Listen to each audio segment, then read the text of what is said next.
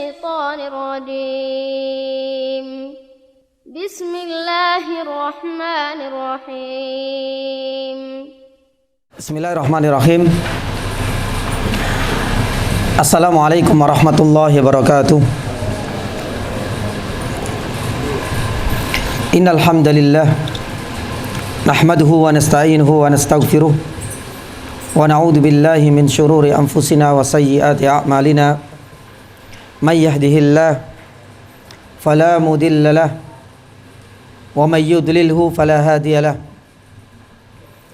أشهد أن لا إله إلا الله وحده لا شريك له إله الأولين والآخرين وأشهد أن محمدا عبده ورسوله اللهم صل وسلم وبارك على محمد وعلى آله وأصحابه ومن اهتداه بهداه إلى يوم الدين أما بعد اللهم سلمنا إلى رمضان وسلم لنا رمضان وتسلمه منا متقبلا. Jamaah dirahmati Allah Subhanahu wa taala. Segala puji bagi Allah Subhanahu wa taala yang mengangkatkan kita di pertengahan bulan Sya'ban. Salah satu di antara bulan yang memiliki banyak sekali fadilah dan keutamaan. Rasulullah sallallahu alaihi wasallam dalam sebuah hadis sahih pernah bersabda, "Innallaha la yattali fi nisfil laili min Sya'ban fayaghfiru li jami'i khalqih." Allah Subhanahu wa taala akan menampakkan di setengah atau di pertengahan bulan Sya'ban, dan Allah Subhanahu wa taala akan mengampuni seluruh hambanya. Tapi di sini Rasul sallallahu alaihi wasallam mengecualikan dua golongan. Yang pertama adalah musyrik, orang yang masih berkutat dalam kesyirikannya, dan yang kedua musyahin, adalah orang-orang yang masih memendam api permusuhan di antara saudaranya. Hadis ini sahih, bahkan dikatakan satu-satunya hadis sahih berkaitan dengan keutamaan yakni bulan Sya'ban selain hadis yang diriwayatkan oleh Usama ibnu Zaid radhiyallahu taala anhu. Jamaah dirahmati Allah Subhanahu wa taala, berkaitan dengan dua golongan ini memang selaras dengan sabda Nabi sallallahu alaihi wasallam, disebutkan dalam riwayat yang lain yang isi dan kontennya lebih umum. Rasulullah sallallahu alaihi wasallam pernah bersabda, "Tuftahu abwabul jannah yaumal itsnain wa yaumal khamis." Pintu-pintu surga dibukakan oleh Allah Subhanahu wa taala di dua hari. Hari yang pertama adalah hari Senin, dan hari yang kedua adalah hari Kamis. Kemudian Rasul sallallahu alaihi wasallam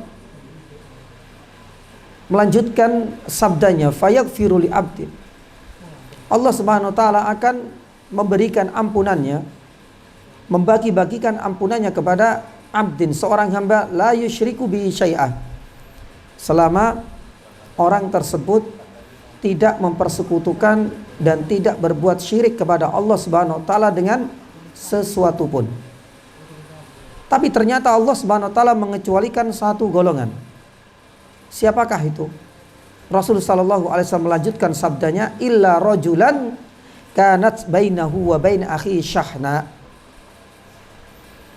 Rasul sallallahu alaihi wasallam kemudian menjelaskan ada satu golongan yang dikecualikan, di mana mereka adalah orang-orang yang terhalangi dari mendapatkan ampunan dari Allah Subhanahu wa taala, yaitu seseorang yang masih menyimpan dan memendam permusuhan antara saudaranya.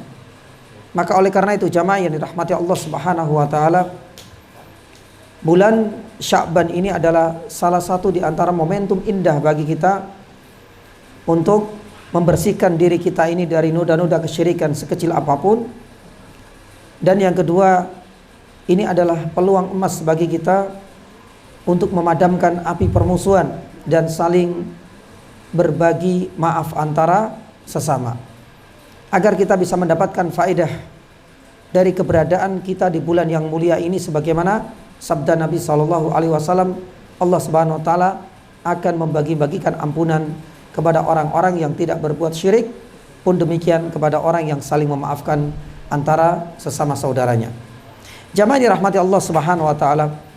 Pada pertemuan sebelumnya kita baru menyelesaikan tema yang cukup panjang, membutuhkan beberapa pertemuan, dakwah Nabi Shallallahu Alaihi Wasallam secara sembunyi-sembunyi. Dan ini menjadi lembaran baru bagi Nabi Shallallahu Alaihi Wasallam, karena dengan adanya perintah Allah Subhanahu Wa Taala, kum fa'andir, di sini Nabi Shallallahu Alaihi Wasallam sudah saatnya untuk mendakwakan kepada orang-orang yang ia cintai. Hanya saja sebagaimana kita sampaikan, dakwah Nabi Shallallahu Alaihi Wasallam sepanjang kehidupannya melalui dua fase. Fase yang pertama itu adalah dakwah secara sembunyi-sembunyi, dan sudah kita selesaikan pada beberapa pertemuan-pertemuan yang cukup panjang. Dan fase yang kedua yang insya Allah malam ini kita akan mulai, di mana di fase pertama Nabi Shallallahu Alaihi Wasallam merasakan bagaimana dakwah secara sembunyi-sembunyi itu memiliki keunikan tersendiri. Terlebih Nabi Shallallahu Alaihi Wasallam alhamdulillah diberikan kecerdasan oleh Allah Subhanahu Wa Taala. Jadi peluang ini dimanfaatkan dengan sebaik-baiknya oleh Nabi Shallallahu Alaihi Wasallam dengan memilih siapa di antara orang-orang yang paling pantas untuk menjadi kader pertama Nabi Shallallahu Alaihi Wasallam. Maka kita sampaikan dahulu, kader pertama yang menjadi target Nabi Shallallahu Alaihi Wasallam adalah orang-orang yang tergolong militan, orang-orang yang kuat yakni imannya, dan mereka adalah orang-orang yang berpotensi terutama dari sisi finansialnya. Terbukti istrinya sendiri Khadijah radhiyallahu taala anha menjadi kader pertama dari kalangan wanita yang masuk Islam lewat dakwah Nabi sallallahu alaihi wasallam secara sembunyi-sembunyi. Abu Bakar pun demikian, terkenal dengan militansinya, pun demikian dengan potensi dari sisi finansialnya. Dan kelak nantinya dari sisi inilah Allah Subhanahu wa taala membukakan kejayaan Islam lewat tangan Abu Bakar As-Siddiq radhiyallahu taala anhu.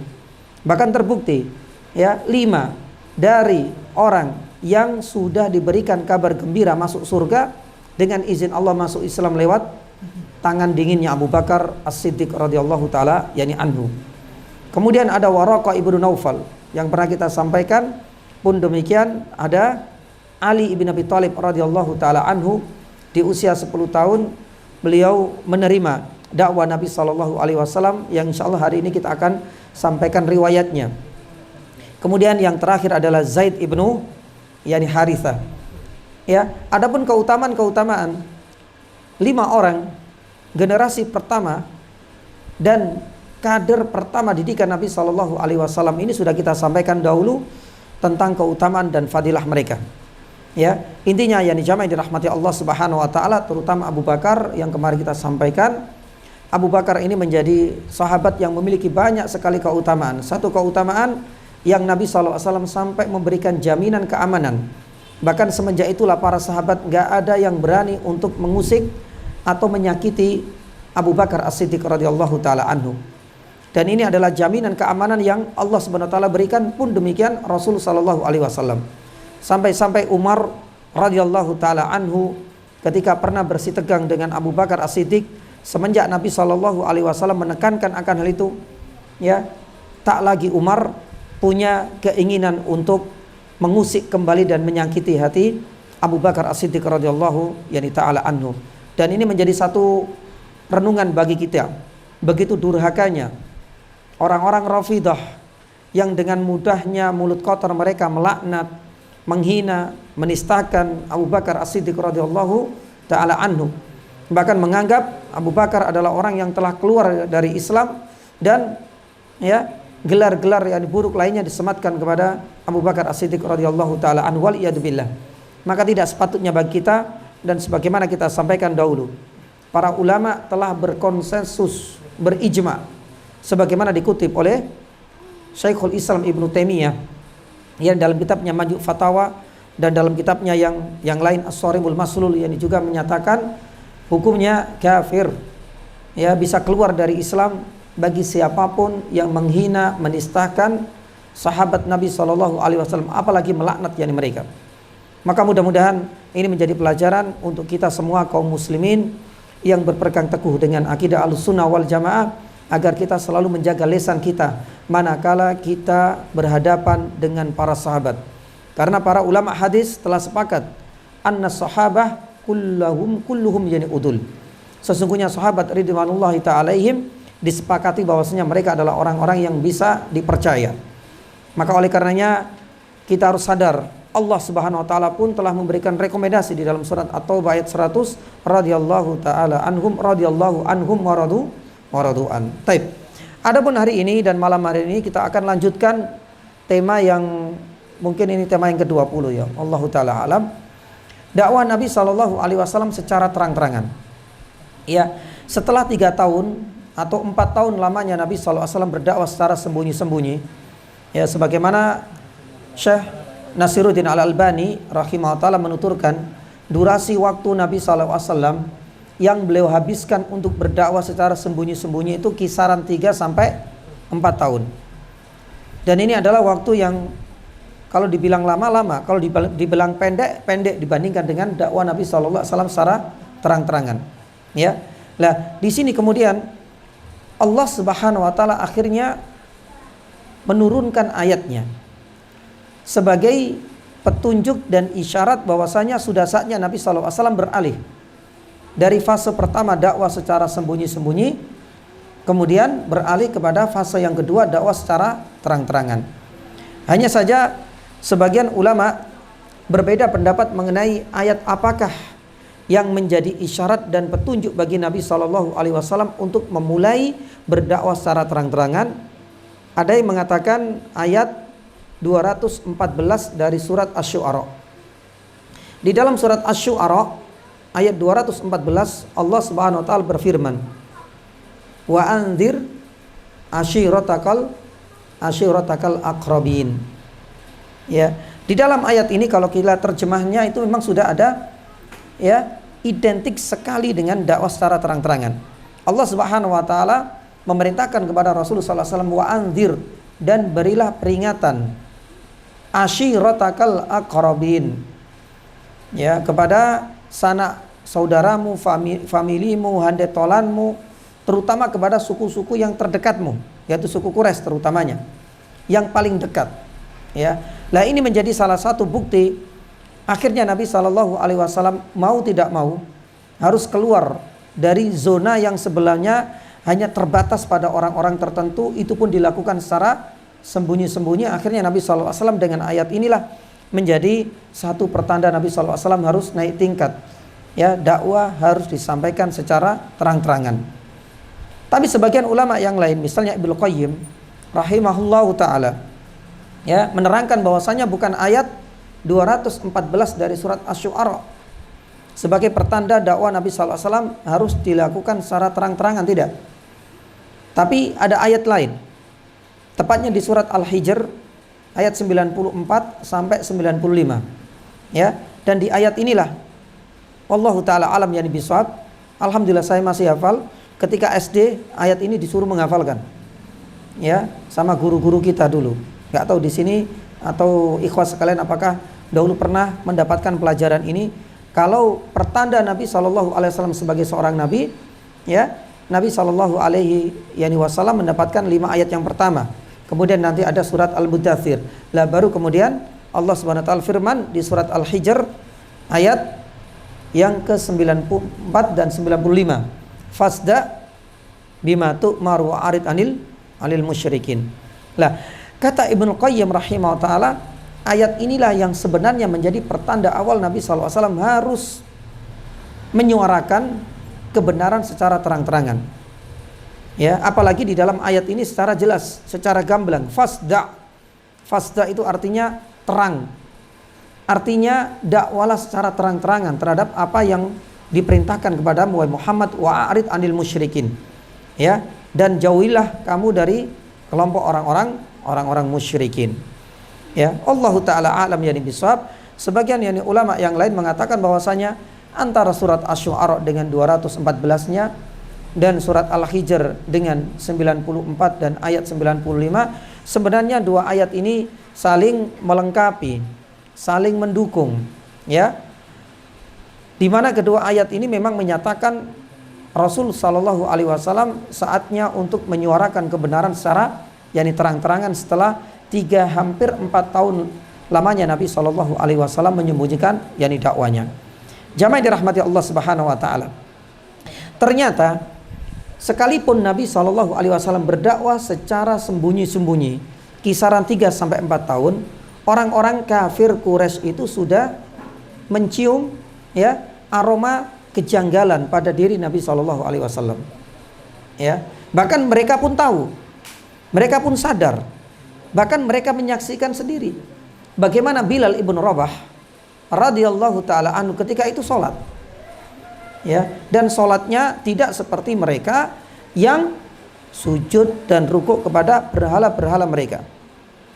Makanya di dalam beberapa riwayat disebutkan bahwasanya Bilal ibn Rabah waktu itu tahu, dia sholat, dia mengikuti Nabi Shallallahu Alaihi Wasallam pun demikian dengan ajarannya.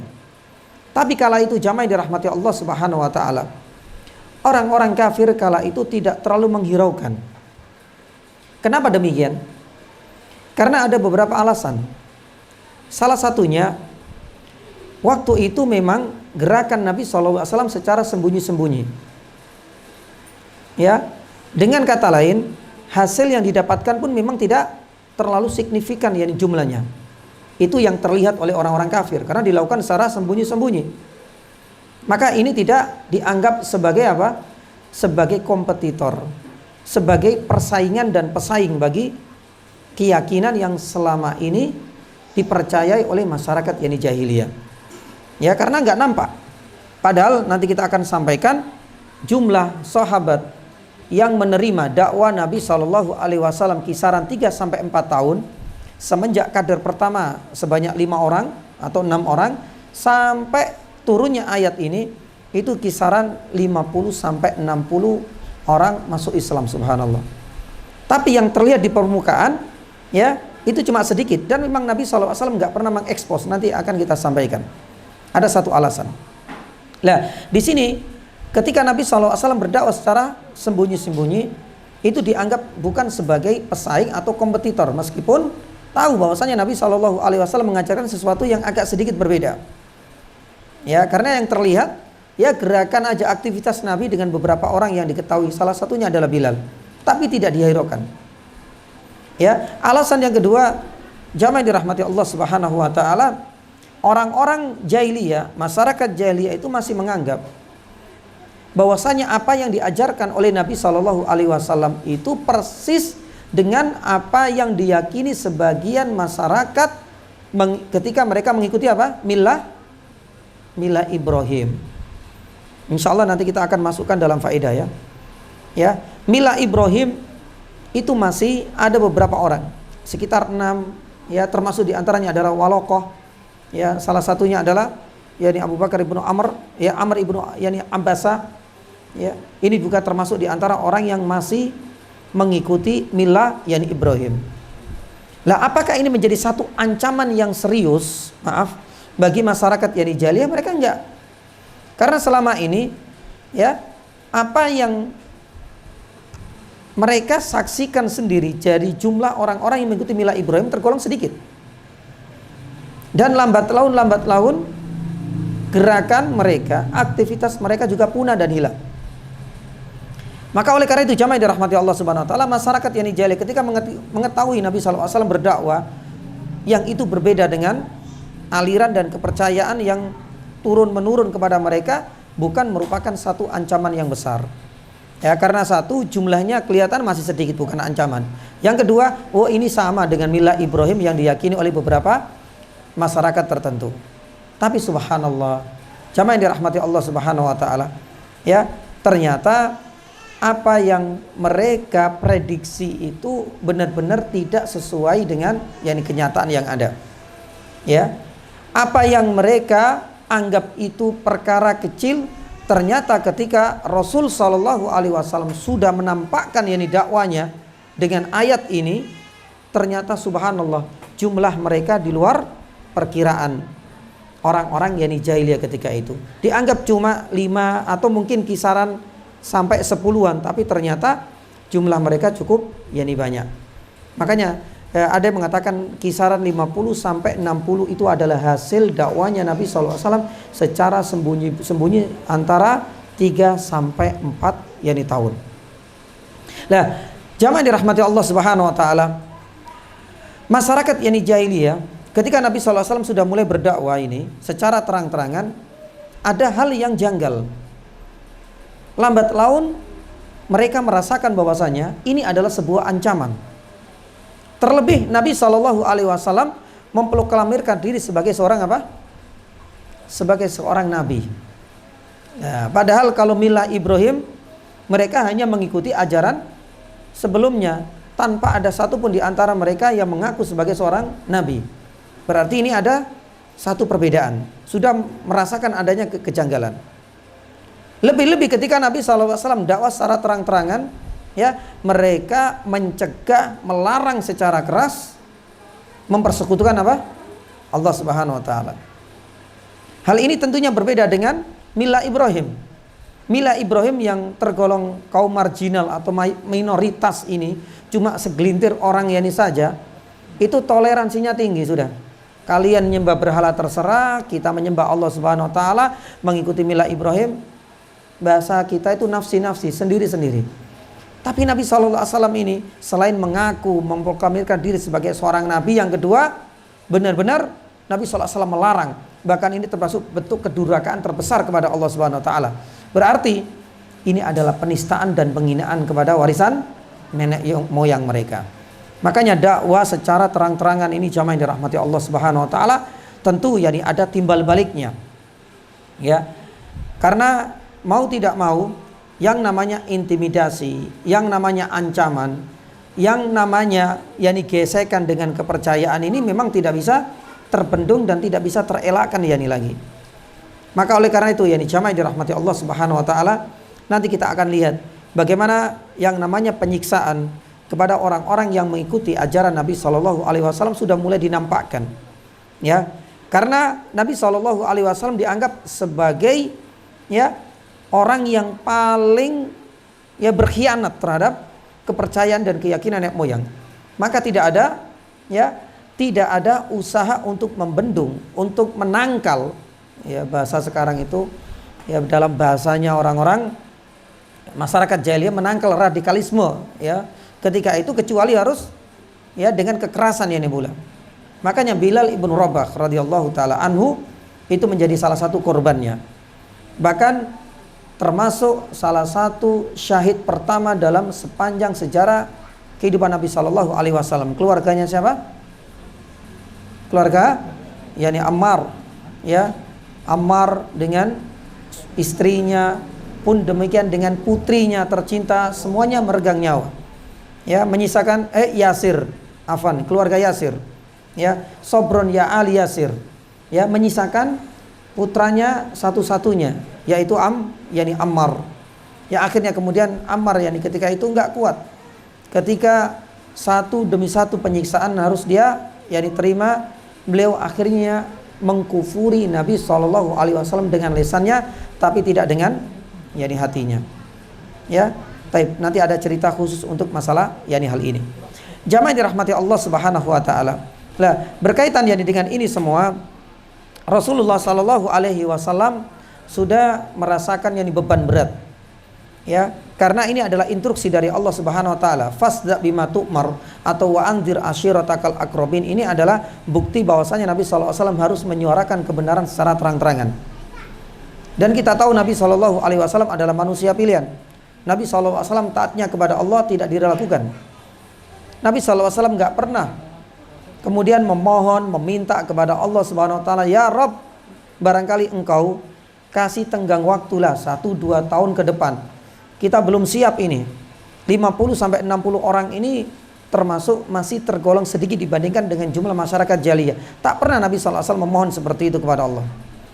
Ketika turun ayat ini menjadi pertanda, segera Rasulullah SAW harus menyuarakan kebenaran dengan terang-terangan. Ketika itu Nabi SAW sudah merasakan pasti yang namanya intimidasi, yang namanya penyiksaan itu akan mengenai baik dirinya sendiri maupun ya sahabat-sahabat dan orang-orang yang telah beriman kepadanya.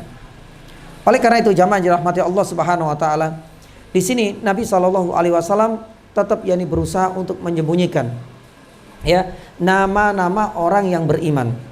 Dan memang Nabi SAW selalu menyampaikan kepada orang yang beriman kepadanya untuk selalu menyimpan rapat-rapat keimanannya. Karena memang kondisi belum kondusif.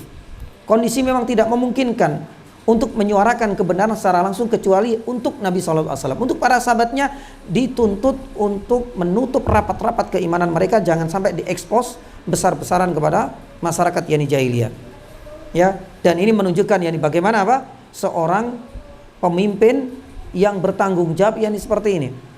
Subhanallah, Nabi SAW memang harus menghadapi resiko sebagai seorang dai, sebagai seorang rasul yang berdakwah secara terang-terangan. Tapi karena begitu cintanya, begitu besarnya kasih sayangnya kepada umatnya, kepada sahabatnya, para sahabatnya tidak boleh mengekspos, tidak boleh menyebarkan berita keimanannya di hadapan masyarakat jahiliyah. Dan ini pernah diutarakan oleh Amr ibnu Abbasa As-Sulami. Ya, Amr ibnu Abbasa As-Sulami ini dahulu adalah orang yang mengikuti milah Ibrahim. Ya, ketika ada informasi dia tinggalnya di luar Makkah ya mengikuti milah Ibrahim. Ini subhanallah masih ada orang-orang seperti itu yang masih mengikuti milah Ibrahim. Ini adalah garis lurus ya. Taib. Nah, di sini kemudian terdengar ada informasi di Mekah ada seorang yang mengaku sebagai seorang nabi, sebagai seorang rasul yang mengajak kepada keimanan kepada Allah Subhanahu wa taala dan tidak boleh menyembah berhala, tidak boleh berbuat kesyirikan. Akhirnya dia tertarik. Maka berangkatlah Amr ibnu Abbasa As-Sulami ini untuk mencari sosok yang bernama Muhammad. Jadi subhanallah, suatu hari Amr ibnu Abbasa As-Sulami ini mendapati Nabi SAW sedang di atas kendaraan. Dan waktu itu sedang sembunyi-sembunyi, tidak menampakkan diri karena Nabi SAW memang kondisinya menjadi most wanted, selalu dicari di mana-mana. Karena orang itu sudah tidak bisa menahan emosi karena dianggap sebagai pengkhianat Nabi SAW, dan dianggap sebagai orang yang paling durhaka dengan ajaran nenek moyang. Maka dicari Nabi SAW, meskipun Nabi SAW tetap berdakwah. Lah di sini subhanallah, Amr ibnu Abbasa As-Sulami radhiyallahu taala anhu mendapati Nabi SAW sedang bersembunyi bersama sahabatnya tercinta Abu Bakar As-Siddiq radhiyallahu taala anhu. Ditanya oleh Amr ibnu Abbasa ini, siapa Anda? Apakah Anda Muhammad? Iya, saya Muhammad. Apakah Anda Rasul? Iya, saya Rasul, kata Nabi SAW. Dan siapa pengikutmu? Ditanya oleh Amr. Karena Amr ibnu Abbasa ini masih memiliki data-data otentik mengenai tanda-tanda datangnya Nabi akhir zaman. Karena beliau adalah orang yang lurus mengikuti milah Ibrahim. Siapa pengikutmu? Pengikutku adalah orang-orang yang merdeka dan para budak. Karena yakin dengan informasi yang dia dapatkan sebelumnya, dengan apa yang diucapkan oleh Nabi SAW klop. Akhirnya beliau mengatakan amantu, saya beriman. Dia bersyahadat. Tapi Nabi SAW di sini tahu betul, karena Amr ibnu Abbasa As-Sulami radhiyallahu taala anhu adalah seorang pendatang. Akhirnya Nabi SAW kemudian menyampaikan satu pesan kepada Amr ibnu Abbasa As-Sulami. Wahai Amr, segera engkau balik ke kampungmu dan jangan sekali-kali engkau menampakkan batang hidungmu di sini, di Makkah. Kenapa demikian? Karena kondisi Makkah tidak kondusif. Nabi SAW tahu, satu, sayangnya kepada umatnya supaya tidak terlalu mengobral, mengekspos keimanannya. Yang kedua, yang namanya Amr ini adalah orang yang tinggal di luar Makkah. Dia tidak punya keluarga di sini. Subhanallah. Nabi SAW khawatir kalau seandainya nanti tertangkap, dia nanti kemudian disiksa. Nabi SAW pun kesulitan. Beliau juga menjadi orang yang dicari. Para sahabat pun gak berani menampakkan. Siapa nantinya yang bisa membela dia? Apalagi banyak orang Makkah tidak kenal dengan Amr ini karena dia orang luar Makkah. Dan ini adalah salah satu di antara strategi Nabi Shallallahu Alaihi Wasallam dan menunjukkan cintanya kepada sahabatnya. Dia sampaikan balik. Sampai Nabi Shallallahu Alaihi Wasallam yang berjanji, kalau nantinya kondisi sudah kondusif dan memungkinkan, fa'tini, kata Rasulullah SAW, maka datanglah yani kepadaku. Intinya syahadatnya diterima dan semenjak itu dia menjadi sahabat. Tapi untuk masalah menampakkan keimanannya, Nabi Shallallahu Alaihi Wasallam ya masih menuntut Amr ibnu Abasa as-Sulami untuk menutup rapat-rapat yang ini. Padahal para sejarawan itu mencoba untuk memberikan yakni sebuah pengandaian, ya, seandainya Nabi Shallallahu Alaihi Wasallam kala itu mengungkapkan, engkau tinggal di sini saja, ya, gerakan bawah tanah kita ini sudah berjumlah antara 50 sampai 60 orang, itu sah-sah saja dan bisa saja Nabi Shallallahu Alaihi Wasallam mengatakan demikian. Tapi Nabi Shallallahu Alaihi Wasallam nggak berani untuk mengekspos karena benar-benar kondisi memang belum yakni kondusif. Padahal 50-60 lumayan lah, ya, guna untuk apa? Guna untuk menjaga konsistensi keimanan Amr yang baru masuk Islam. Tapi Nabi Shallallahu Alaihi Wasallam mengatakan enggak, ada maslahat lain, madorotnya lebih besar, engkau harus balik lagi ke kampungmu. Kalau sudah kondusif, fa'tini, kata Nabi Shallallahu Alaihi Wasallam.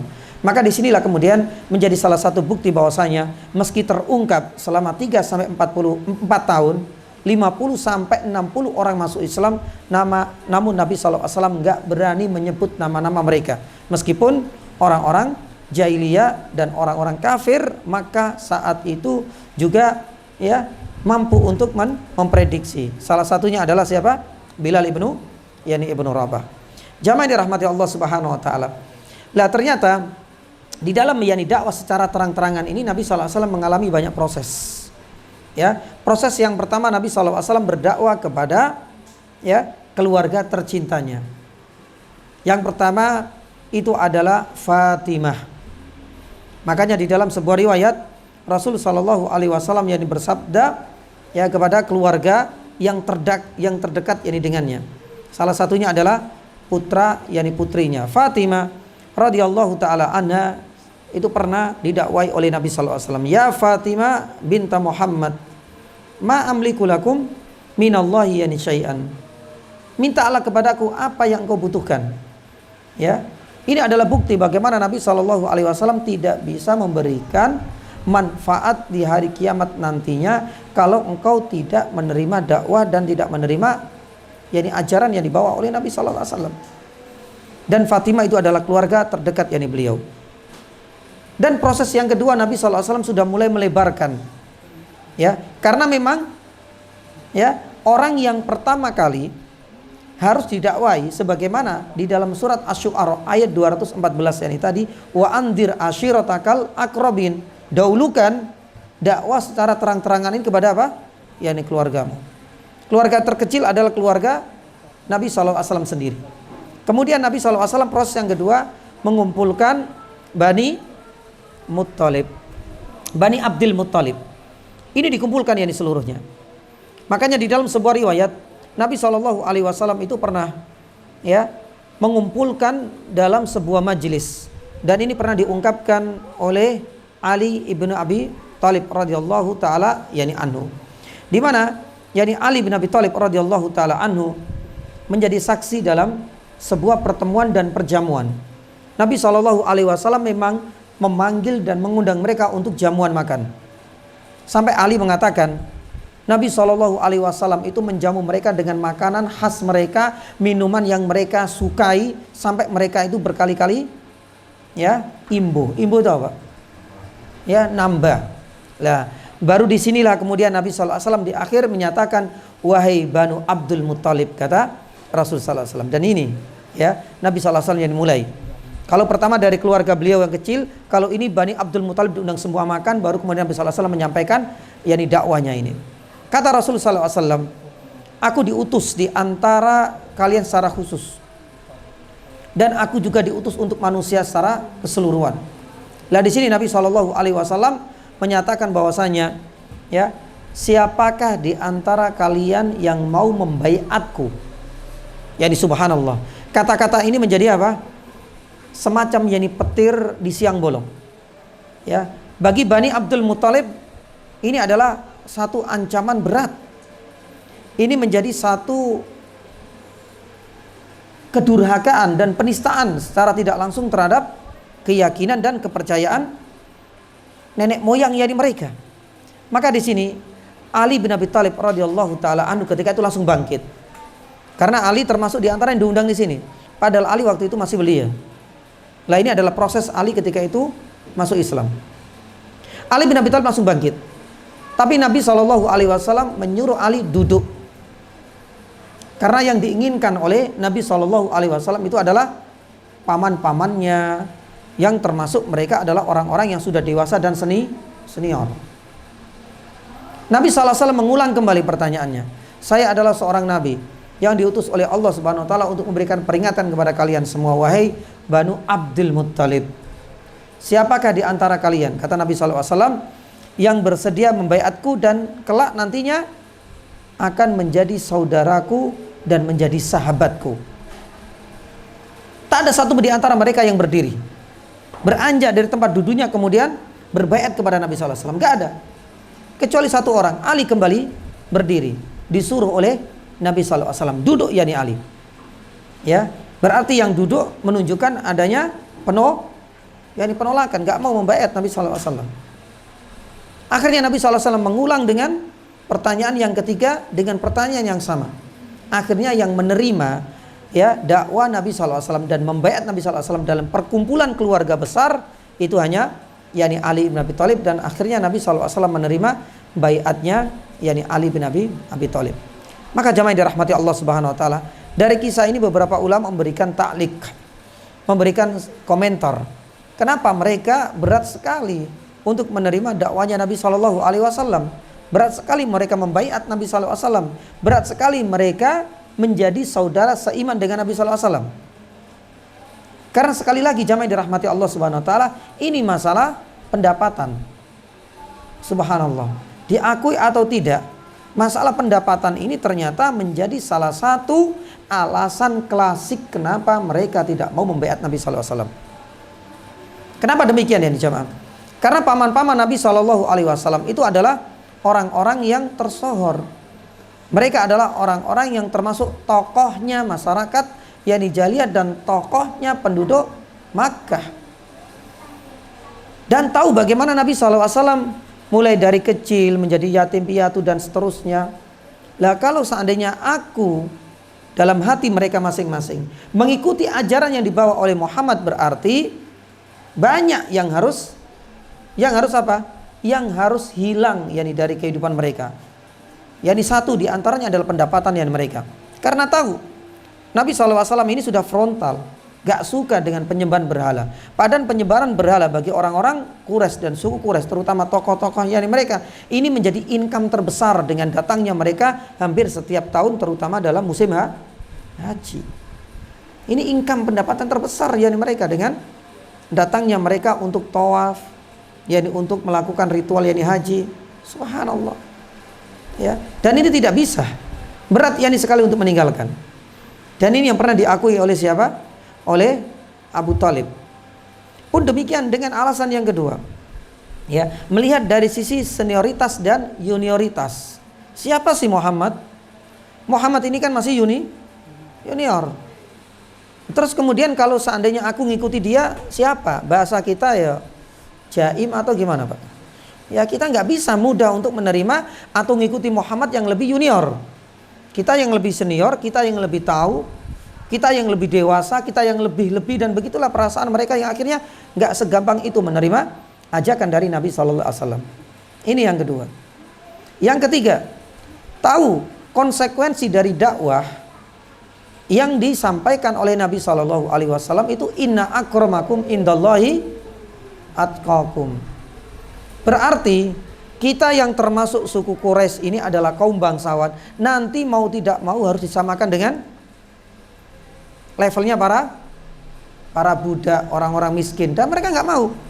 Bahasa mereka sudah hidup dalam zona aman. Tiba-tiba kemudian harus berdampingan dengan budak, berdampingan dengan orang-orang miskin. Ini bukan perkara yang gampang bagi mereka. sebagaimana orang kaya kemudian dipaksa harus hidup berdampingan dengan, maaf lah ya, dengan orang-orang miskin, ya, para budak, para pembantu. Ini adalah bukan perkara yang mudah untuk bisa diterima. Inilah diantara 3 alasan yang dikemukakan oleh para ulama. Makanya tak ada satupun diantara keluarga dari Banu Abdul Muthalib yang beranjak di tempat duduknya kemudian membaiat Rasulullah SAW kecuali Ali bin Abi Thalib radhiyallahu taala anhu. Taib. Ini adalah prosesnya. Proses berikutnya yang ketiga, Nabi SAW mengumpulkan lebih banyak lagi keluarganya. Wa andir ashiratakal akrabin, dari keluarga rumah tangganya. Kemudian dikumpulkan Bani Abdul Muthalib. Baru kemudian yang ketiga dikumpulkan lebih besar lagi. Apa itu? Bani Hashim plus Bani Abdul Muthalib. Lah, ini sudah mulai nanti ada friksi-friksi di sini. Ya, karena punggawa mereka yang paling vokal siapa? Pamannya Nabi SAW yang paling vokal, yang paling benci dengan Nabi SAW siapa? Abu Lahab. Lah, di sini nanti akan muncul. Ya, dia paling berani menentang dan paling vokal ketika dikumpulkan oleh Nabi SAW pada proses yang ketiga. Banu Abdul Muthalib dikumpulkan bersama dengan Banu Hashim, kumpul bareng di situ dalam sebuah perjamuan. Tapi ternyata Abu Lahab ini sudah memprediksi dan sudah mendeteksi, ini kayaknya ada yang janggal ini dari perjamuan. Karena pengalaman dari perjamuan pertama ketika kumpul bersama dengan keluarga Banu Abdul Muthalib. Di sini Abu Lahab ketika sudah kumpul semua langsung mengutarakan unek-uneknya. Intinya Abu Lahab ini sudah secara terang-terangan membenci, menolak, meskipun Nabi SAW belum mengatakan apa-apa. Wahai Muhammad, pertemuanmu ini adalah satu peluang yang sangat krusial. Mumpung semua keluarga besar di sini hadir, Banu Abdul Muthalib ada, Banu Hashim pun hadir di sini. Ya, lah di sini beliau mencoba untuk mengintimidasi. Abu Lahab berusaha untuk mengancam, wahai Muhammad, ini adalah kesempatan terakhirmu. Tinggalkan apa yang engkau dakwakan selama ini. Tidak ingatkah engkau, kata beliau, tidak ada ajaran yang lebih buruk daripada ajaran yang engkau bawa dalam perjalanan panjang nenek moyangmu dan pendahulu-pendahulumu. Apa yang terjadi jamaah yang dirahmati Allah Subhanahu wa taala? Nabi SAW waktu itu terdiam. Karena tahu sendirilah, di sini komunitasnya lebih besar, 2 bani dikumpulkan. Subhanallah, dengan izin Allah yang mampu mengkanter, yang mampu membela Nabi SAW dari ancaman dan intimidasi pamannya Abu Lahab siapa? Kira-kira siapa yang membela Nabi SAW? Masih keluarga semua ini? Abu Thalib. Abu Thalib langsung kemudian berdiri mengatakan bahwasanya, wahai keponakanku, lanjutkan apa yang sudah menjadi prinsipmu. Aku akan terus membelamu, meski kenyataannya aku tidak bisa mengkhianati ajaran nenek moyangku. Lah di sini Abu Lahab masih balik untuk membantahnya. Wahai Abu Thalib, sampaikan kepada ponakanmu ini, katanya. Sebelum masalah ini keluar ke masyarakat, jangan sampai memberikan dan menjadikan malu bagi keluarga besar kita. Mumpung di sini kumpul semua, selesaikan masalah hari ini juga. Kata Abu Lahab. Tapi Abu Thalib tetap bersikukuh. Ini sudah menjadi prinsipnya bagi Muhammad. Sudah, saya akan terus membelanya sampai kapanpun, kata Abu Thalib. Lah ini disampaikan oleh seorang sejarawan Asy-Syami dalam kitabnya Ad-Durus wal Ibar. Ini adalah proses yang ketiga. Ketika dikumpulkan 2 bani besar. Adapun proses yang terakhir, proses yang keempat, itu adalah ketika Nabi SAW mengumpulkan sukunya seluruhnya, yaitu suku apa? Suku Quraisy. Dan sekali lagi yang dihadapi oleh Nabi SAW di sini siapa? Abu Lahab. Jadi prosesnya subhanallah, Nabi SAW mau nggak mau, memang ini saatnya harus disampaikan secara terang-terangan. Dari keluarga kecilnya Fatimah, kemudian dikumpulkan Banu Abdul Muthalib, lebih besar lagi Banu Abdul Muthalib dengan Banu Hashim.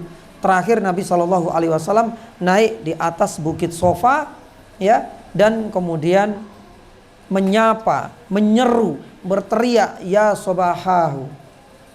Ya, lah sobahahu itu adalah sebuah istilah yang dijamai dirahmati Allah Subhanahu wa taala sebagai bentuk panggilan ketika ada ancaman dari luar yang ingin menyerbu kota Makkah.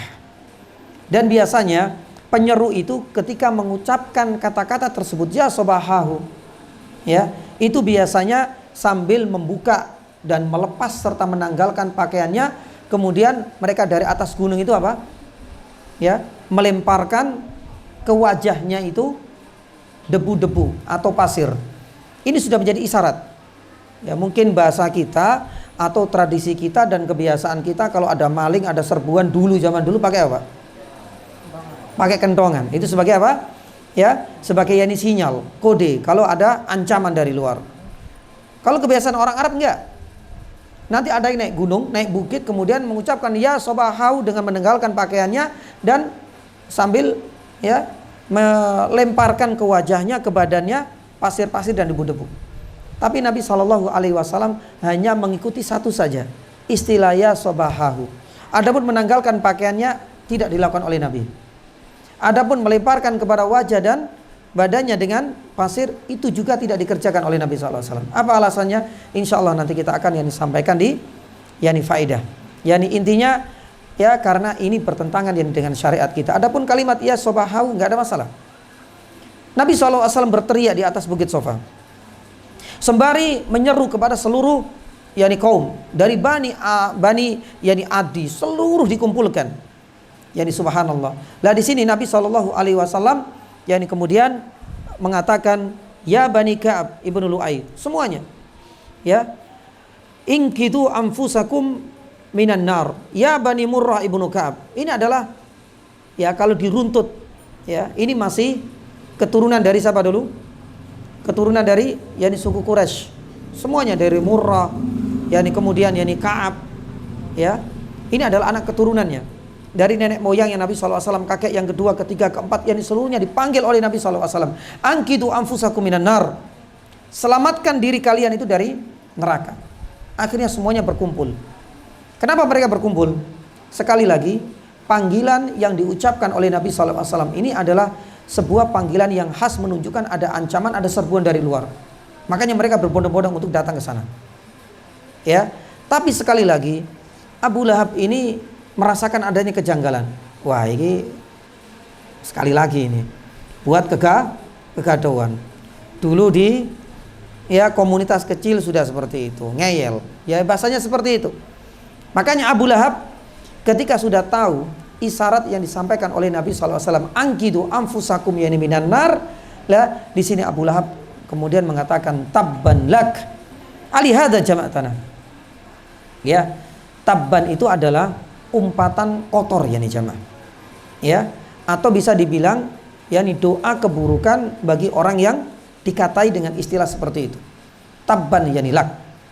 Ya, celakalah, kalau kita terjemahkan celakalah. Ya, kalau celakalah itu sudah menggunakan bahasa yang lebih halus.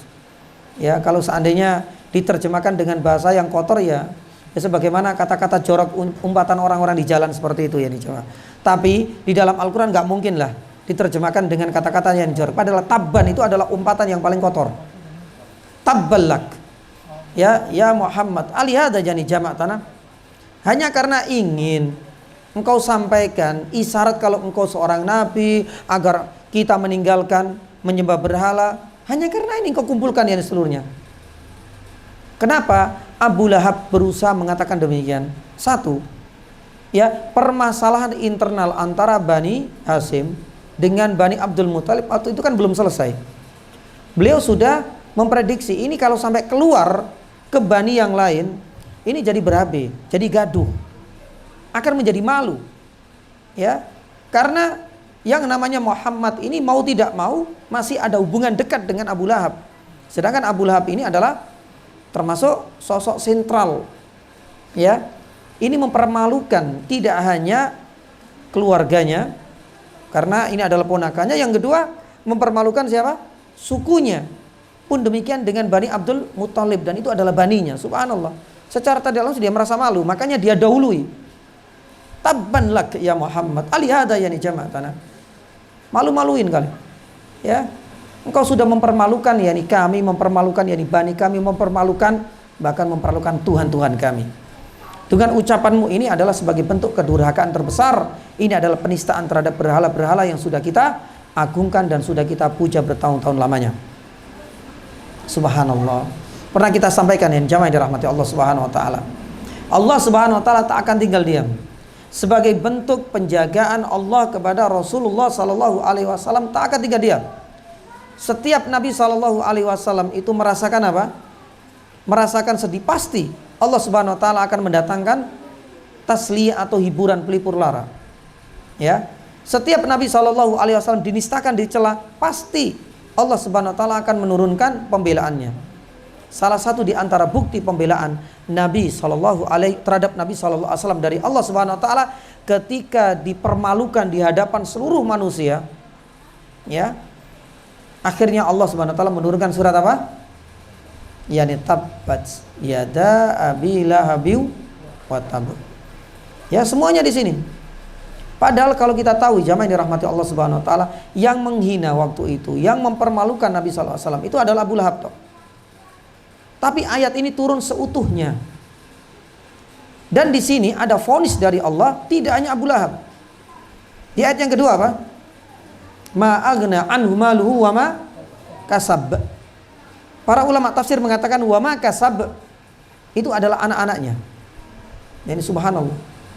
Yani semuanya divonis oleh Allah Subhanahu wa taala, anaknya pun tidak akan masuk surga, bahkan divonis di neraka. Ya. Bahkan di ayat yang terakhir wa mra'atuhu, sampai istrinya pun divonis oleh Allah Subhanahu wa taala masuk neraka. Lah, para ulama sebagaimana pernah kita sampaikan mengatakan sebenarnya turunnya ayat dan surat Al-Lahab secara utuh sebagai bentuk pembelaan Allah Subhanahu wa taala ketika Nabi sallallahu alaihi wasallam dikatain tabat, yang akhirnya ayat ini turun malah menjadi bumerang yani bagi Abu Lahab. Tabat yada Abi Lahabiu yani watab. Ini kalau dicermati, diresapi, disikapi dengan otak yang dingin, sebenarnya ini adalah peluang emas dan kesempatan untuk meruntuhkan klaimnya Rasul sallallahu alaihi wasallam sebagai seorang nabi sebenarnya. Tapi malah sebaliknya, Abu Lahab dengan izin Allah Subhanahu wa taala malah tidak memanfaatkan momentum ini. Sebenarnya ya, kalaulah dia itu menyikapi hal ini dengan otak dinginnya, dia bisa saja mengatakan bahwasanya, loh, wahai Muhammad, engkau mengaku bahwasanya Al-Lahab ini kan bukti saya akan masuk neraka. Ya wes, saya akan beriman. Berarti wahyu ini secara tidak langsung apa? Yani batal. Simple sebenarnya. Tapi subhanallah, Abu Lahab ini masih diberikan kesempatan oleh Allah Subhanahu wa taala beberapa tahun yani ke depan. Ada yang mengatakan 10 tahun ke depan. Tapi tak pernah sekalipun dia mengucapkan syahadat dan meninggalkan yani kesyirikan. Padahal sekali yani saja dia mengatakan demikian, sudah runtuh yani semua apa yang selama ini diakui oleh Nabi sallallahu alaihi wasallam bahwasanya ini adalah wahyu, ini adalah kalamullah, ini adalah perkataan Allah. Itu akan runtuh dengan sendirinya. Tapi subhanallah, seakan-akan lesannya Abu Lahab ini dijadikan oleh Allah Subhanahu wa taala keluh untuk mengucapkan demikian. Tapi malah sebaliknya, dia semakin apa? Semakin beringas. Karena merasa apa? Ini adalah bentuk penghinaan kepada saya. Masa saya masih hidup sudah divonis apa? Neraka. Tapi nggak pandai dia. Memang diberikan Allah Subhanahu wa taala kedunguan ini. Kalau seandainya otaknya yani sehat, yani akalnya sehat, insya Allah dia bisa membalikkan yani kala itu. Tapi ini sudah masuk apa? Skenarionya Allah Subhanahu wa taala. Bukti juga bahwasanya ketika Abu Lahab sampai mati pun tidak bersyahadat, bukti konkret bahwasanya surat Al-Lahab ini bukan bikinan Nabi. Tapi apa? Yani kalamullah dan perkataan Allah Subhanahu wa taala. Allah taala alam isab. Enggak ada adzan ini. Ini sudah lewat ya. Taib, ya di jamaah yang dirahmati Allah Subhanahu wa taala, ya sebenarnya banyak sekali faedah yang bisa kita petik dari kisah ini. Ya. Faedah yang pertama kita sebutkan ini saja yang pertama, baru kemudian kita tutup insyaallah. Ya, kalau nanti ada pertanyaan kita buka insyaallah. Faedah yang pertama jamaah yang dirahmati Allah Subhanahu wa taala dari kisah dakwanya Nabi SAW secara terang-terangan itu artinya apa? Yang pertama itu adalah urgensi dakwah tauhid. Ya, ini adalah yang pertama. Kalau kita lihat ini jamaah yang dirahmati Allah, mulai dari para nabi dahulu ketika berdakwah sampai Nabi SAW berdakwah secara sembunyi-sembunyi, sampai Nabi SAW berdakwah secara terang-terangan, itu nggak ada perbedaan misi yang disampaikan oleh mereka. Semuanya sama. Dakwah yang mereka sampaikan satu, bagaimana Allah Subhanahu wa taala benar-benar esakan. Maka disinilah kemudian bukti dakwah tauhid itu sangat urgent sekali, dan ini menjadi satu pelajaran bagi kita seorang dai, kita seorang muballigh, seorang ustadz, seorang kiai, ya, prioritas kita dalam menyuarakan kebenaran itu adalah bagaimana kita membimbing manusia untuk mentauhidkan dan mengesakan Allah Subhanahu wa taala. Di sini ada banyak alasan jemaah. Kenapa dakwah tauhid itu menjadi skala prioritas kita dalam menyampaikan kebenaran? Kenapa bukan dakwah politik misalnya, atau mungkin dakwah sosial misalnya, atau mungkin dakwah ekonomi misalnya? Kenapa harus dakwah tauhid itu menjadi skala prioritas? Ya, ada banyak alasan. Kita sebutkan satu saja terakhir, ya. Karena dakwah tauhid ini adalah hak Allah Subhanahu wa taala yang harus ditunaikan oleh seorang hamba. Termasuk kita kaum muslimin. Dakwah tauhid ini adalah hak Allah yang harus kita tunaikan sebagai hambanya, sebagai ciptaannya. Makanya Allah Subhanahu wa taala firman di dalam surat Az-Zariyat ayat 56, "Wa ma khalaqtul wal insa illa liya'budun." Di dalam surat Az-Zariyat ayat 56, Abdullah ibnu Abbas radhiyallahu taala anhu mengomentari ayat ini. Liya'budun. Liya'budun itu bukan sekedar untuk menyembah, sujud, rukuk dan sebagainya, tidak. Tapi Abdullah ibnu Abbas ini mengomentari, menafsirkan liya'budun liyuwahidun. Artinya tugas bagi seorang manusia, pun demikian dengan bangsa jin, diciptakannya mereka di dunia ini adalah untuk mengesahkan Allah Subhanahu wa taala. Itulah intisari dari ibadah. Ya. Makanya jamaah dirahmati Allah Subhanahu wa taala, kalau kita lihat dakwah Nabi SAW dengan skala prioritas dakwah tauhid ini memang menjadi dakwah yang tidak bisa dinomorduakan dan tidak bisa diduakan. Makanya kalau kita lihat ketika Mu'adz ibnu Jabal dikirim oleh Nabi SAW ke kota Yaman, itu pun sama. Ketika pertama kali Nabi SAW berdakwah, dakwah tauhid itu menjadi skala prioritas. Ketika Mu'adz ibnu Jabal itu dikirim, mungkin bahasa kita dikirim ke Papua misalnya, atau di daerah-daerah pedalaman misalnya, Mu'adz ibnu Jabal pun sama. Pertama kali dikirim ke negeri Yaman, Nabi SAW sudah memberikan pesan. Dalam briefingnya Nabi SAW, fa'lam, ajarkanlah kepada mereka untuk mengenal Allah Subhanahu wa taala dan Rasulnya. Karena ini adalah skala prioritas seorang mubaligh, seorang dai ketika menyampaikan kebenaran. Ya, maka jamaah yang dirahmati Allah Subhanahu wa taala, menjadi satu hal yang penting bagi kita untuk belajar ilmu tauhid itu karena faktor ini. Maka ketika kita belajar ilmu tauhid, ini menjadi salah satu ilmu yang dianggap paling afdol. Makanya Ibnu Al-Arabi Al-Maliki di dalam kitabnya Al-Jami' atau Ahkamul Quran, beliau mengatakan syaraful ilm bi syarafil ma'lum. Sebuah ilmu yang kita pelajari itu akan memiliki kemuliaan tergantung apa? Tergantung objek yang sedang kita pelajari. Kalau seandainya yang sedang dipelajari itu ilmu untuk mendekatkan diri kita kepada Allah, maka ilmu itu akan naik level. Kalau tidak salah pernah kita sampaikan jamaah. Maaf ya. Kalau kita lihat, kenapa sih ilmu kedokteran, dan itu adalah ilmu dunia secara umum, itu menjadi ilmu yang amat favorit, dan para dokter itu benar-benar diagungkan, dihargai betul jasanya. Ya. Maaf, berbeda kalau kita bandingkan dengan dokter hewan. Kenapa demikian? Karena objek yang dipelajari selama ini adalah objek yang amat dimuliakan. Karena manusia secara umum itu lebih dimuliakan daripada yakni hewan. Makanya dokter yang berkecimpung dalam dunia manusia, yakni anatomi tubuh manusia, itu lebih dihargai. Yani maaf ya kalau di sini ada dokter hewan. Bukan yakni saya ya mendiskreditkan, yakni tidak.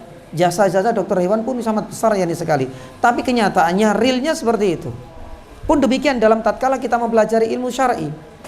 Sebuah ilmu ketika mendekatkan diri kita dengan Allah Subhanahu wa taala, ilmu itu menjadikan kita lebih paham dengan Allah Subhanahu wa taala, maka menjadilah ilmu itu akan naik yakni levelnya. Makanya Ibnu Al-Arabi Al-Maliki mengatakan syaraful ilm bi syarafil yani ma'lum. Ya. Oleh karena itu jamaah dirahmati Allah Subhanahu yani wa taala, mudah-mudahan ya pada kesempatan yang berikutnya bisa kita lanjutkan beberapa yakni sebab dan alasan kenapa dakwah tauhid itu sangat urgen. Ini baru kita sebutkan yakni satu saja, karena dakwah tauhid itu adalah bagian dari kita menunaikan haknya siapa? Yakni Allah Subhanahu yakni wa taala. Kalau ada pertanyaan monggo dipersilakan ini jemaah. Ada pertanyaan?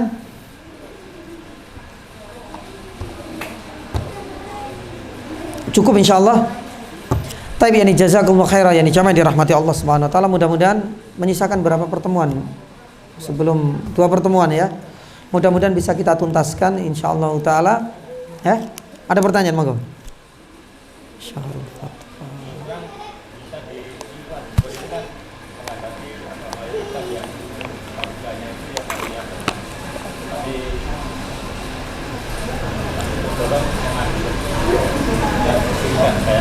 Kayak contohnya di malam di Gajah Mada yang ibadah di banyak sekali. Di ibadah di mana? Di sebelahnya Telkom bukan ada kuburan. Oh iya ya. Nah, bisa itu gimana Pak? Maksudnya? Cara menjawab mereka itu bagaimana? Apakah kita kasih kredit atau gimana? Taib, jamaah yang dirahmati Allah Subhanahu wa taala. Rasul sallallahu alaihi wasallam yang bersabda, "Man ra'a minkum munkaran falyughayyirhu" dengan apa? Yani biyadihi. Setiap yani kemungkaran apapun bentuknya, kecil dan besar, itu wajib diingkari. Tapi Nabi sallallahu alaihi wasallam di dalam hadis ini mengajarkan kepada kita beberapa strategi. Jadi tidak kemudian ya bondo nekat, pokoknya aku punya kekuatan ini sudah langsung. Tidak. Nabi sallallahu alaihi wasallam ya, karena di dalam setiap mengingkari kemungkaran itu tidak luput jadi dari 3 hal ini. Ya, terkadang kita memiliki kemampuan biyadihi kata Rasul sallallahu alaihi wasallam. Biyadihi itu artinya dengan apa? Yani dengan tangannya.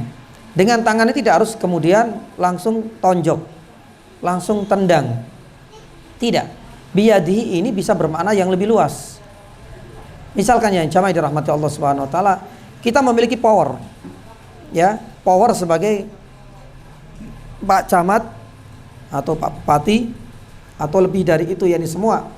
Atau mungkin skala RT, ketua RT. Kita melihat bahwasanya ini adalah sebuah kemungkaran.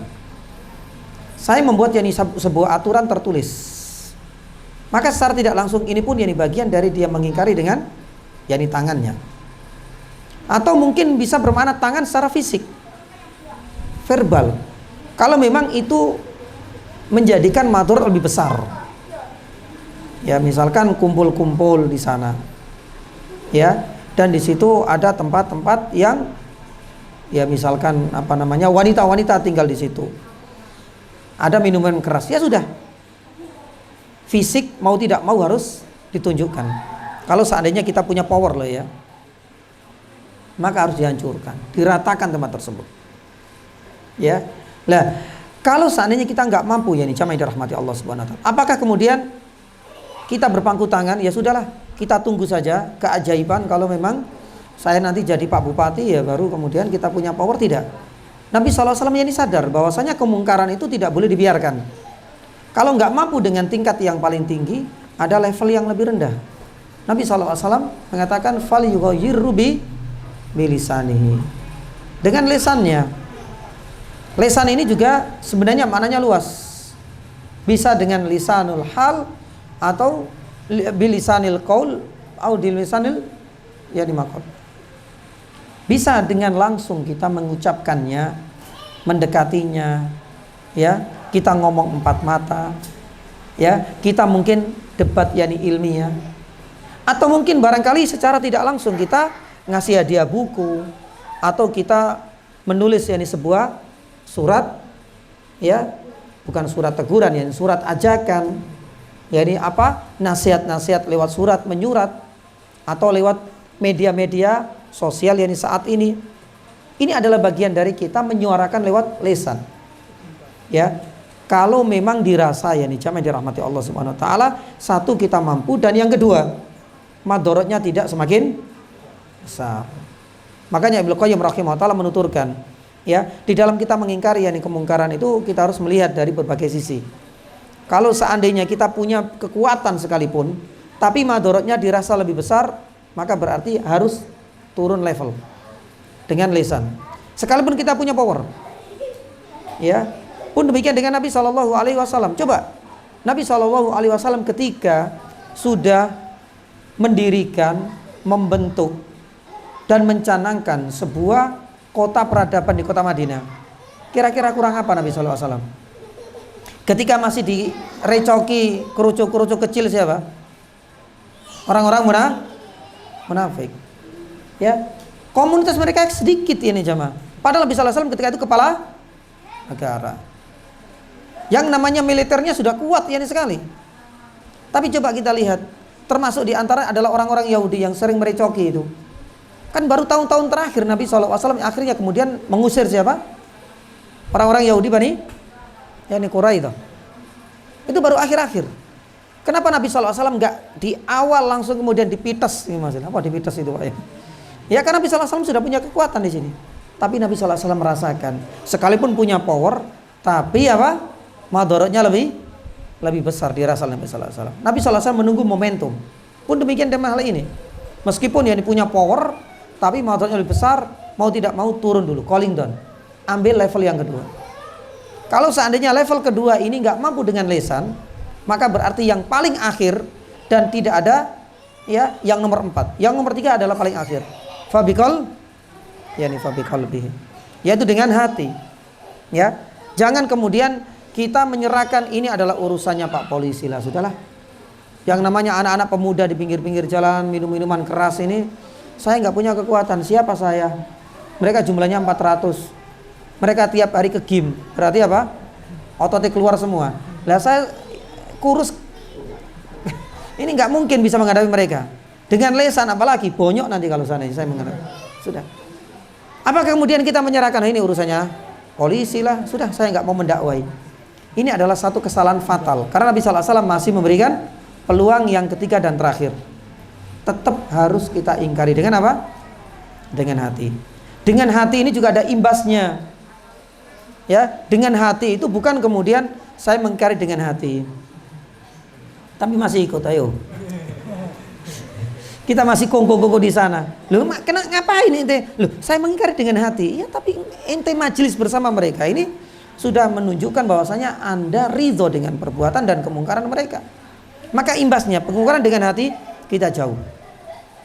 Ya, kita pun harus memberikan shock yang terapi kepada mereka. Misalnya, kita nggak punya kekuatan, kita punya harta.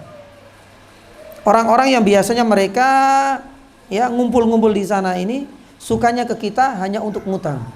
Lah kita manfaatkan seperti itu. Ya kita berikan efek yang jerah kepada mereka. Kalau seandainya kita yani nggak mampu, bukan berarti kemudian kita mengira dengan hati tapi masih ya bercanda-canda dengan mereka, duduk-duduk bareng, yani enggak. Harus tunjukkan ada sedikit yani jarak dengan mereka. Baik dengan raut wajah kita atau dengan hubungan interaksi dengan mereka, dan ini adalah cara bagaimana kita mengingkari yani kemungkaran. Allahu taala alam yani bisab, dan ini bisa kita praktekkan yani kepada kemungkaran apapun yang kita jumpai di dalam masyarakat yani kita. Ya, bahkan kemungkaran yang terjadi pada lingkungan terkecil kita, yaitu apa? Yani keluarga. Yani istri kita ngomel macam-macam. Wah, ini saya kepala keluarga ini, Fabi. Hati. Kan nggak langsung lihat dulu kondisinya. Ini kayaknya kalau sudah ngomel terus, cerewet terus, ini nggak, sudah biasanya nggak main di sini. Kita nggak bisa. Ya, Kalau dengan lesan nanti dikira apa? Ya, nanti salah penafsiran gitu. Karena kalau sudah ngomel, sudah marah itu kan susah. Ya, paling tidak yang kita ingkari. Padahal dia yang salah, mungkin barangkali itu. Makanya Nabi Shallallahu Alaihi Wasallam pernah kita sampaikan ya, bagaimana sabarnya Nabi Shallallahu Alaihi Wasallam sampai ya diluruk itu istri-istrinya Nabi Shallallahu Alaihi Wasallam minta ini, minta itu, Nabi Shallallahu Alaihi Wasallam tahu betul. Padahal Nabi Shallallahu Alaihi Wasallam punya power. Bagaimana nggak power? Beliau adalah kepala keluarga, beliau kepala pemerintahan, beliau seorang nabi loh. Kurang apa? Nabi Shallallahu Alaihi Wasallam yang tinggal calling tone. Ada saatnya. Maka Nabi SAW sampai kemudian mengasingkan diri, dalam riwayat itu syahron dalam Sahih Muslim, selama sebulan. Ada yang mengatakan ya di masjid, ada yang mengatakan di kandang yakni unta. Subhanallah, sabarnya Nabi SAW. Karena memang melihat sikon yang tidak kondusif untuk dengan biyadihi atau dengan lisanihi. Nabi SAW tetap mengingkari, ini kesalahan ini. Ini adalah bagian dari benih-benih ya, nusyush. Tapi Nabi SAW mengingkarinya dengan yani hati. Allah Ta'ala alam bisawab. Seperti itu Pak ya. Jadi ya antara satu dengan orang lain itu berbeda dalam menyikapinya, tergantung yani tadi. Kira-kira kita masuk level pertama, level di bawahnya, atau paling akhir. Dan tidak ada level yang keempat. Kita harus tetap yani mengingkari akan hal itu semua. Taib. Demikian yang bisa kami sampaikan. Mudah-mudahan ada faedahnya, dan semoga Allah SWT mempertemukan yani kita pada pekan depan ya, Kamis depan kalau tidak ada udzur, ya mudah-mudahan bisa kita yakni selesaikan. Kalau tidak berarti masih membutuhkan pertemuan yang ketiga ya. Dakwah secara terang-terangan ini sebenarnya masih banyak dan menyisakan berbagai pelajaran dan faedah yang bisa kita petik yakni darinya. Taib, kita tutup dengan doa majelis. Walhamdulillah, asyhadu an la ilaha illa anta astaghfiruka wa atubu ilaik. Wassallallahu ala nabiyina Muhammadin wa ala alihi wasallam. Wassalamualaikum warahmatullahi wabarakatuh.